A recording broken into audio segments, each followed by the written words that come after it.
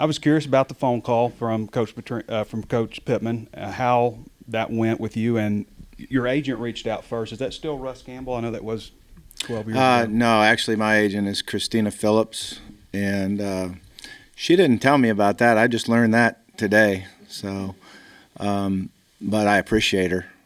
She reached out to me when I was at Missouri State, and she said, "Hey, let's get you back in the game." And I said, "Christina, I think I'm just happy doing what I am right now." And she was on me about, "No, you can't do that. We'll work at it. It might take us a while, but we'll keep going." And she convinced me, "Okay, let's work at it and see if we can get back in the game." And it's been a process, but it's a lot of credit to her. Listen to you on the podcast this morning that you did.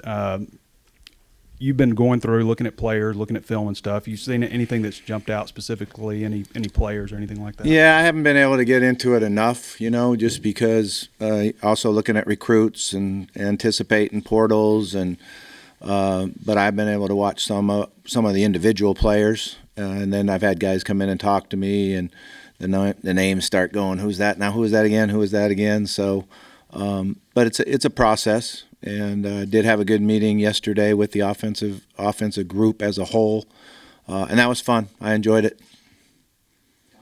Now that you're back in the game, any trepidation coming back here, and just what do you want to do? What do you want to get done here the next few years of your life? I want to win. I want to see us. I came back here to support Coach Pittman in winning. I appreciate him a lot. When he did send that message that this is Coach Pittman, I'd like to talk to you. The hair on the back of my neck stood up. I was like, that's going to happen, really? And then we talked for a short amount of time, and he said that he had an interest, and we set a time to talk where we both had time later on, and that was exciting. I felt. Hey, maybe this is really going to happen. Could it possibly happen? I talked to my family and saw if that could possibly work. And then we had a great talk, great conversation. I think it was over an hour maybe longer than that. And then when I got off the phone, I said, "Man, he didn't offer me the job." I was a little bit, surprised about that. I thought, man, maybe I need to do a better job interviewing again. So, but it was a process he was going through and taking his time, and I was just anxious to talk to him again. So your offense at A&M last year, how much of it was you? And then you got to see Arkansas in Arlington. What'd you think of what was going on and the personnel Arkansas has? Yeah, that's a loaded question there. But that when I took the job at A&M, Jimbo wanted to keep the same terminology and call things the same way they did. It was hard.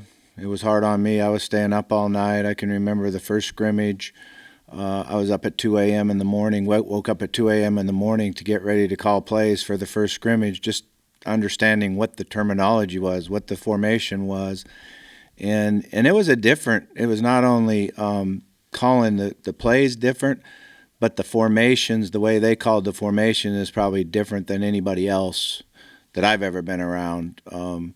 Normally you call the strength where your tight end's going to align, and there it's where your slot receiver is going to align. So just getting the connection to be able to do that was very difficult, but I worked hard at it, and I thought we had a pretty good year. We went through a couple quarterbacks, which was hard. But I really enjoyed it. I think that's the one thing that when that happened, when Jimbo lost his job, I thought I want to still coach, just because how much I enjoyed being in the classroom with the quarterbacks, spending time with the offense, just coaching football, teaching.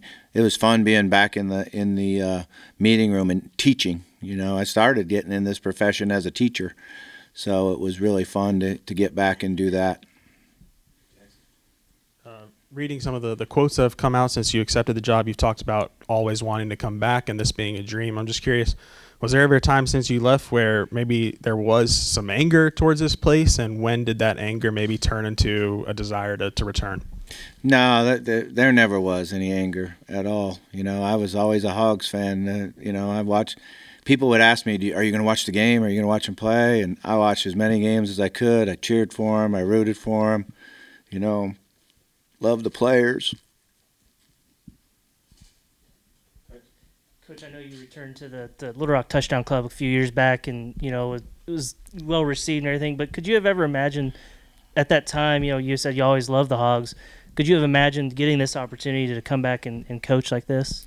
Well, like I said, I thought about it and dreamed about it, and I didn't know if it would ever happen. So certainly, I can't tell you how excited I am to be back here. It's going to be a lot of fun, and I truly do love Arkansas, the university and the state and the people. I think it's the most special place I've ever been.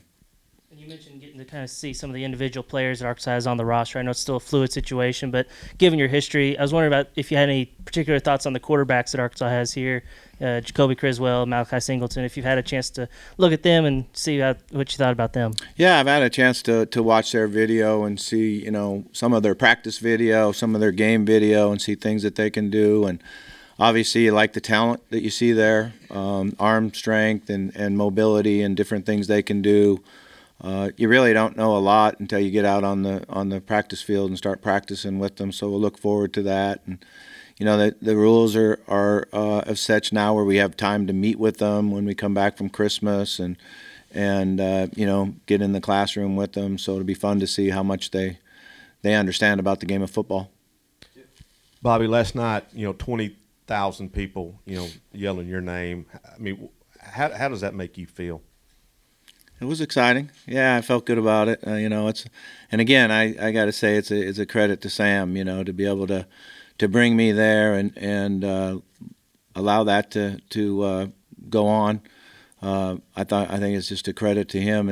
You can see the confidence that he has in himself as a man, and how much he loves the university and wants to do what he believes is best for us to go forward to win. Is a real credit to him.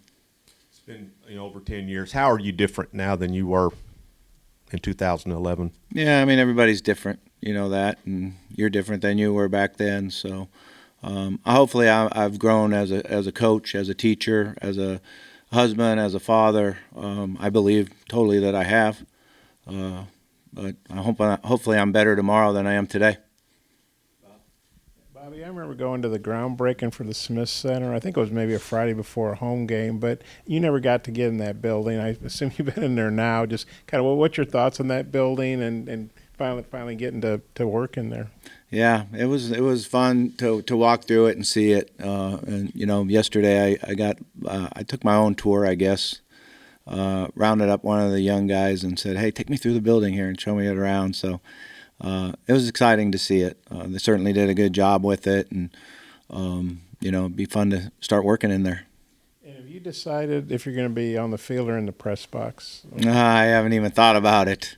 You guys are way ahead of me. Coach, you talked about having to learn new terminology. Is Sam going to turn you loose on?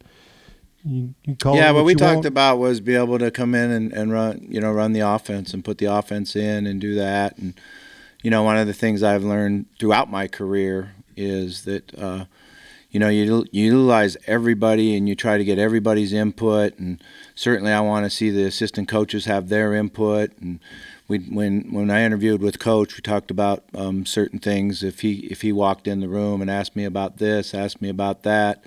What do I think about that? And I'd say, well, I'd welcome it. There's a reason he's known as the best offensive line coach in America. And if he has certain thoughts that he wants to do on short yardage and goal line, I communicated to him that when I was calling plays at Arizona State, Bruce Snyder ran short yardage and goal line. That's what he wanted to do. That was something he was very, very proud of and very, very fond of. And, it's if Coach wants us to do something on short yardage and goal line or third down, we're definitely gonna work on doing it. And I think that's how it has to work. That's how it goes. He's the head coach, and we're gonna do as much as we can to keep him satisfied and happy. And that as an assistant, what you try to do is keep the head coach happy, and not chewing you out. So that's one of my goals. Let's make sure he's not chewing me out every day. This is not football. So tell me about Northwest Arkansas. You look forward to hitting some balls in the bushes at Blessings or Beaver Lake. What goes through your mind that I'm back in Arkansas? I got a lot to learn, man. I can't even find my way around. It's changed. It's really changed. The roads are a little bit different. The way you get places are a little bit different. I drove up in front of this building right here, and I'm like, wow, they redid that too. So first thing I got to do is find out where I'm at. Definitely like going to the lake. That's something that we've always enjoyed as a family and love to do, and it's on my bucket list to be able to slalom when I'm 70. So I've got to keep working on that, make sure I'm in good enough shape to be able to. I don't get up anymore on one, to be honest with you. I get up on two and drop, just because it's so hard to grind to get up on one. And nobody skis anymore. My kids have totally went away from me, and they don't ski. They surf and wakeboard, and I don't even see the fun in that. You go so darn slow. I don't know how it's fun, but I'm still gonna water ski. I've lost a lot of balls at Blessings, so maybe if I get to play that sometime, I'll find a few of them that I left out there. I have to drop a ski too, man. So, Well, I don't have to. I choose to. oh, okay. I'm kidding. I can't get up on one. You're signaling. I wonder what you thought of the signaling, sign stealing flap this year, and how that apply to you, maybe, or how what's the future of signaling as well? Do you think helmet devices are? Yeah, I think that they should have done that a long time ago. And I don't know anything about Michigan and what they did or any of that. I honestly didn't pay any attention to it. But I do know when you went and played Clemson that they were going to have your signals. They had guys on the sideline standing there with the sheet of paper with your signals on it, and that was tough.